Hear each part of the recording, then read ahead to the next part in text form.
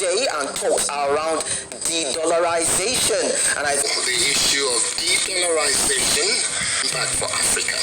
On de-dollarization, I was reading how banks been buying up a lot of gold. Ultimately, it kills your dollar and it kills everything the dollar represents. Hello दोस्तों, मेरा नाम है नितिराज और आप सभी का मेरे यूट्यूब चैनल पर स्वागत है। आज के इस वीडियो में हम बात करने वाले हैं यूएस डॉलराइजेशन के ऊपर। क्या सही में यूएस इकोनॉमी वीक हो रही है, डॉलर गिर रहा है? और अगर रियली यूएस इकोनॉमी वीक हो रही है तो इसका हमारे ऊपर या फिर आने वाले 2-3 सालों में हमारे भारत के ऊपर इसका रियल में इम्पैक्ट क्या होगा, ये हम आज इस वीडियो में जानेंगे। देखिए, अमेरिका में तो अभी बहुत कुछ चल रहा है, तो इसके इम्पैक्ट उसकी इकोनॉमी पर तो ज़रूर पड़ेगा। बट अगर डी-डॉलराइजेशन का माहौल ऐसे ही चलता रहा तो आने वाले कुछ सालों में इसका इम्पैक्ट बहुत होने वाला है इंडिया पर। मैं आपको एक न्यूज़ दिखाता हूँ, ये पेपर देखिए। इसमें साफ साफ लिखा गया है कि जो एक पेट्रो डॉलर एग्रीमेंट था या फिर पेट्रो डॉलर डील थी सऊदी अरेबिया और अमेरिका के बीच में, ये अभी ख़त्म हो चुकी है। 8 जून 1974 को अमेरिका और सऊदी अरेबिया के बीच में ये डील हुई थी। इसमें ये तय हुआ था कि अगर कोई देश सऊदी अरेबिया पर अटैक करता है या फिर वॉर की स्थिति उत्पन्न होती है तो अमेरिका देश सऊदी अरेबिया को अपनी मिलिट्री फोर्स से सपोर्ट करेगा या फिर मिलिट्री इक्विपमेंट देगा।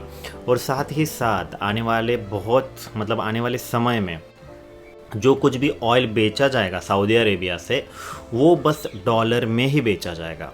अभी ये इम्पोर्टेंट बात आ गई यहाँ पर, क्योंकि खाली अमेरिका ही उनसे ऑयल नहीं खरीद रहा, बहुत सारे देश उनसे ऑयल खरीद रहे हैं। तो जिस किसी को भी ऑयल खरीदना है वो बस डॉलर में ही खरीद पाएगा। मैं एक न्यूज़ दिखाता हूँ आपको यहाँ पर, ये न्यूज़ देख लीजिए।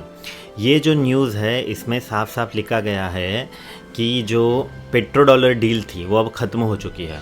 पेट्रो डॉलर या फिर पेट्रो डॉलर एग्रीमेंट क्या था? पेट्रो डॉलर एग्रीमेंट था सऊदी अरेबिया और अमेरिका के बीच में, यानी कि जब कभी भी इन फ्यूचर सऊदी अरेबिया पर कोई देश आक्रमण करता है, वॉर की स्थिति उत्पन्न होती है, तो सऊदी अरेबिया को अमेरिका जो है वो प्रोटेक्ट करेगा, वो अपनी मिलिट्री फोर्सेस देगा उनको, उससे उनको प्रोटेक्शन मिलेगा। और साथ में सऊदी अरेबिया जो ऑयल जो है वो अमेरिका को बेचेगी डॉलर्स में। साथ ही साथ खाली अमेरिका की बात नहीं चल रही, पूरे वर्ल्ड में जिस किसी भी कंट्री को अगर सऊदी अरेबिया को अपना ऑयल बेचना होगा तो वो बस डॉलर में ही बेचेगी। ये इंपॉर्टेंट पॉइंट आ गया यहाँ पर, क्योंकि खाली अमेरिका उनसे ऑयल नहीं खरीद रहा, बहुत सारी कंट्रियाँ उनसे ऑयल खरीद रही है। जैसे भारत की बात करें, अभी हमारी खुद की करेंसी रुपीज़ में है, फिर भी अगर हमें उनसे ऑयल खरीदना है तो जो डील होगी, जो हम पैसे उनको देंगे वो बस डॉलर में ही देंगे। तो हर किसी के पास तो डॉलर है नहीं भाई, हर किसी के पास खुद की अपनी करेंसी है, पर ऑयल ख़रीदना है तो डॉलर चाहिए।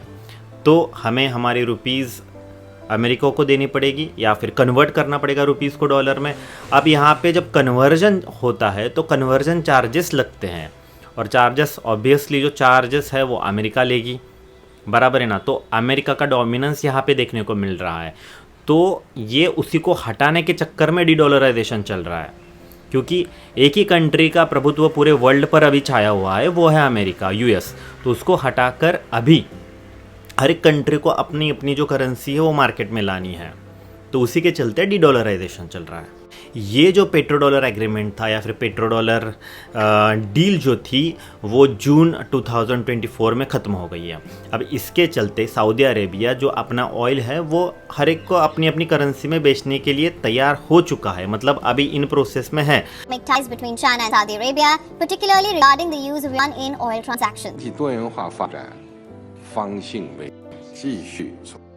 First ever Arab-China Summit for Cooperation and Development. Now this last year China ने ओपनली इंटरेस्ट दिखाया था सऊदी अरेबिया को कि वो आने वाले समय में यानी कि 2024 में इंटरेस्टेड है सऊदी अरेबिया से ऑयल ख़रीदने में भी, और उनके करेंसी में यानी कि आरएमबी में या फिर युआन में यूँ कहिए। अगर हम इंडियन शेयर मार्केट की बात करें तो इसके ऊपर डी-डॉलराइजेशन का इम्पैक्ट होने वाला है। अब ये कैसे होगा ये हम आगे वीडियो में तो ज़रूर जानेंगे, बट हाँ, अगर यूएस की इकोनॉमी हिली, डी-डॉलराइजेशन हुआ तो इसका इम्पैक्ट डायरेक्टली और इनडायरेक्टली इंडियन शेयर मार्केट पर होगा। ओके, रशिया की बात करें, रशिया तो कम्प्लीटली मूव अवे हो चुका है फ्रॉम डॉलर, वो डॉलर में डील करना ही उन्होंने बंद कर दिया है। अब चाइना की बात करें, मैं आपको एक ये ग्राफ दिखाता हूँ चाइना का। ये चाइना के ग्राफ में हमने 2010 से, मतलब जो 2010 से लेकर 2023 और 2024 तक का डेटा इसमें कैप्चर हो चुका है। 2010 में ये मतलब चाइना जो है 84% डील करती थी डॉलर में और 1% ओनली उनकी खुद की अपनी करेंसी में डील करती थी, और अब के समय में वो 42% खाली डॉलर में डील कर रही है और 52.9% यानी कि लगभग 53% वो खुद डील अपनी RMB में या फिर युआन में कर रही है। मतलब चाइना ने US डॉलर को छोड़ा नहीं है, पर उनकी जो ट्रेडिंग थी, जो डीलिंग थी, वो कम्प्लीटली डाउन हो गई है US डॉलर में, और वो RMB को प्रमोट कर रही है। ओके, तो चाइना ने भी डॉलर को यूज़ करना लगभग कम कर दिया है। मतलब आने वाले समय में ऐसा होगा कि चाइना डॉलर का यूज़ करना कम्प्लीटली छोड़ ही दे। ओके, तो ये एक अलग बात हो गई। तो अब हम जानेंगे कि रियल इम्पैक्ट क्या होगा इंडियन शेयर मार्केट पे अगर डी डॉलराइजेशन हुआ तो पहली बात तो ये है कि क्या सच में डी डॉलराइजेशन हो रहा है, US इकोनॉमी वीक हो रही है। दूसरा पॉइंट ये कि इसका इम्पैक्ट क्या होगा, and third what will happen in the future. ये 3 पॉइंट हम इस वीडियो में कवर करेंगे। ओके, अभी तो मतलब बहुत सारे लोग बोल रहे हैं कि इंडियन स्टॉक मार्केट है या फिर इंडियन शेयर मार्केट है वो आने वाले समय में $50 ट्रिलियन को या फिर $100 ट्रिलियन को टच करेगा, ये होगा वो होगा, ब्ला ब्ला ब्ला। देखिए, ये सारी जो बातें हैं वो मतलब आने वाले समय की है, जब होगा तब होगा, पर अभी तो नहीं है। बट हाँ, इंडिया ग्रो कर रहा है, पर इंडियन मार्केट जो, इंडियन स्टॉक मार्केट जो है, इंडियन शेयर मार्केट जो है, वो डायरेक्टली और इनडायरेक्टली US इकोनॉमी पर डिपेंडेंट करता है। अब मैं ये क्यों बोल रहा हूँ, फैक्ट्स के ऊपर बोल रहा हूँ। मैं आपको एक चार्ट शेयर करता हूँ। ये चार्ट देख लीजिए, ये है Sensex TRI versus S&P TRI versus Nasdaq 100 TRI। अभी ये सारी चीज़ें क्या है, मतलब बहुत सारे लोगों को इसके बारे में पता होगा, पर जिनको इसके बारे में पता नहीं है उनको मैं शॉर्ट डिटेल में ये तीनों चीज़ें समझाता हूँ। पहले हम बात करते हैं S&P TRI के बारे में। TRI क्या होता है? Total return index. S&P America में सार्वजनिक वे में काम करने वाली 500 इम्पॉर्टेंट कंपनियाँ, उनका कलेक्टिवली जो टोटल रिटर्न इंडेक्स होगा ना, वो S&P 500 में शो होगा। नैस्डैक इंडेक्स, अभी नैस्डैक 100 इंडेक्स जो है वो एक संस्था है, मतलब national association of securities dealer automatic question system, ये 1971 में इस्टेब्लिश हुई थी। अब जो कि 1971 के पहले जो भी ट्रेडिंग करता था या फिर शेयर मार्केट में इन्वेस्ट करता था, शेयर्स खरीदता और बेचता था, तो वो टाइम पे फेस टू फेस कम्युनिकेशंस होता था, पेपर पे सिग्नेचर्स लिए जाते थे और उसके बाद में डीलिंग होता था। तो उसके बाद में कंप्यूटराइज सिस्टम लॉन्च हुई और ऑनलाइन प्लेटफॉर्म पे शेयर्स खरीदने और बेचने की सिस्टम लॉन्च हुई। तो ये कब हुआ? नैस्डैक 1971 या 1971 से ये चालू है। अभी इसमें बहुत सारी इम्पोर्टेंट टेक कंपनियां अमेरिका की इन्वॉल्व है, जैसे कि गूगल, अमेज़ॉन या फिर माइक्रोसॉफ्ट हो गई है। तो ये सारी कंपनियां जो है वो ट्रेडिंग करती है इसमें। और इसके साथ में हम बात करते हैं हमारी सेंसेक्स की, सेंसेक्स TRI। अब इसको हम बॉम्बे मतलब BSE भी बोलते हैं। तो ये मतलब जो भी अभी इन्वेस्ट करना चाहता है वो इसको पिलर मार के, अभी शेयर मार्केट गिर रहा है, बढ़ रहा है, उसके ऊपर डिपेंडेंट होके इन्वेस्ट करता है, और या फिर समझ में आता है कि भाई मार्केट कहाँ पे चल रहा है। तो इन तीनों के मैं आपको ग्राफ दिखा रहा हूँ, तो ये आप ग्राफ ज़रा ध्यान से देख लीजिए। 2020 में जब कोविड आया था तो US में दोनों जगह पे आपको फॉल दिख रहा है, राइट? तो सेम फॉल आपको यहाँ पे भी, मतलब इंडिया में भी दिखने को मिल रहा है। 2010 की बात कीजिए, मतलब ये ग्राफ देख लीजिए, पूरी तरीके से स्ट्रेट अपवर्ड डायरेक्शन में जा रहा है। मतलब सारे स्टॉक्स, मतलब जो सारे ग्राफ से वो एक साथ आगे बढ़ रहा है। तो ये एक दिख रहा है कि मतलब ये पैरेलल है, मतलब एक दूसरे के इंटरलिंक है। ओके, और दूसरी बात 2010 का डाटा करेंगे, जहाँ पे अपवर्ड है वहाँ पे भी, मतलब S&P पे भी अपवर्ड है, सेंसेक्स पे भी अपवर्ड आपको दिखेगा और नैस्डैक में भी अपवर्ड है। यानी कि अगर मान के चलो कि US डॉलर गिरेगा तो आगे चलकर यही होने वाला है कि इंडियन स्टॉक मार्केट पे इसका इम्पैक्ट हो गया और इंडियन स्टॉक मार्केट भी, शेयर मार्केट में भी डाउनफॉल आएगा। ओके, डॉलर की जगह लेगा कौन? What will happen in the future? कोई भी हो सकता है।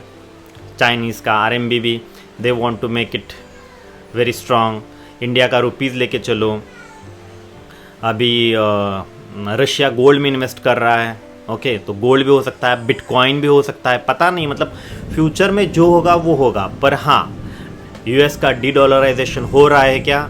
तो हाँ, यूएस का डी डॉलराइजेशन हो रहा है, ओके। और दूसरी इंपॉर्टेंट बात, अगर डी डॉलराइजेशन होगा तो इसका इम्पैक्ट हर एक कंट्री पर होगा। अभी बात हमने ब्रिक्स की थी, राइट? ब्रिक्स यानी ब्राज़ील, रशिया, इंडिया, चाइना यानी साउथ अफ्रीका। अभी हम इंडिया की बात करें तो हम डायरेक्टली और इनडायरेक्टली यूएस इकोनॉमी से कनेक्टेड हैं। अगर यूएस इकोनॉमी करेगी तो इसका इम्पैक्ट इंडिया पर भी होगा। क्यों होगा?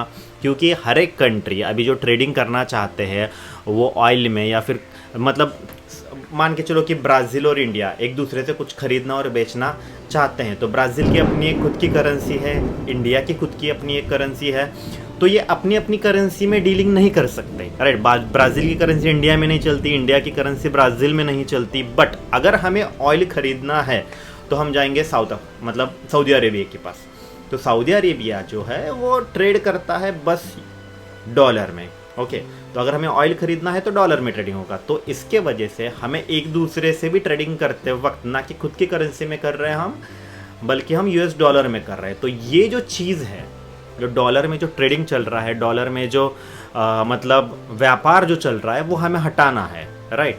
तो इसके वजह से डी डॉलराइजेशन चल रहा है। अभी इसका इम्पैक्ट इंडिया पर होगा, बट इंडिया ब्रिक्स का पार्ट है, तो आने वाले समय में कुछ भी हो सकता है। हमने एक बार देखा था कि डिमोनेटाइजेशन हुआ था, तो पता नहीं, मतलब आने वाले समय में अगर हम कुछ नई करेंसी लेकर आते हैं, मैं इंडिया के अंदर की बात नहीं कर रहा, मैं खाली बात कर रहा हूँ ट्रेडिंग की, या फिर इंटरनेशनल प्लेटफॉर्म पर अगर हम कुछ खरीदना और बेचना चाहते हैं, तो वो टाइम पे डॉलर को छोड़कर अगर कुछ नई क्रिप्टो करेंसी जनरेट हो गई तो पता नहीं, क्योंकि ब्रिक्स का माहौल ये है कि वो कुछ ब्लॉकचेन सिस्टमैटिक करेंसी लाने वाले हैं। अब ये ब्लॉकचेन होता क्या है? ब्लॉकचेन में एक ऐसी करेंसी लेकर आते हैं जिस पर मतलब ना कि पूरी तरीके से किसी एक कंट्री का कंट्रोल रहता है, बट कि मल्टीपल कंट्रीज़ का इस पर कंट्रोल रहेगा। जैसे कि अभी इसमें 5 कंट्रियां हैं, तो इसको बहुत सारी कंट्रियां मतलब जो अभी अंडर डेवलपमेंट कंट्रीज है या फिर डेवलप हो रही है जो कंट्रियां, वो इसको ज्वाइन करना चाहती है। तो आने वाले समिट में यानी कि अक्टूबर 2024 में हमें ये देखने को मिलेगा कि क्या नई करेंसी जनरेट होकर आ रही है मार्केट में, और अगर आ रही है तो इसका इम्पैक्ट डी डॉलराइजेशन पर होगा, डॉलर कोलैप्स होकर रहेगा। तो स्टॉक पर इन्वेस्ट करते वक्त ज़रा ध्यान दीजिए, ओके। मिलते हैं आने वाले अगले वीडियो में। अगर हमारा ये वीडियो आपको अच्छा लगे तो चैनल को ज़रूर सब्सक्राइब कर दीजिएगा, ओके। Bye bye.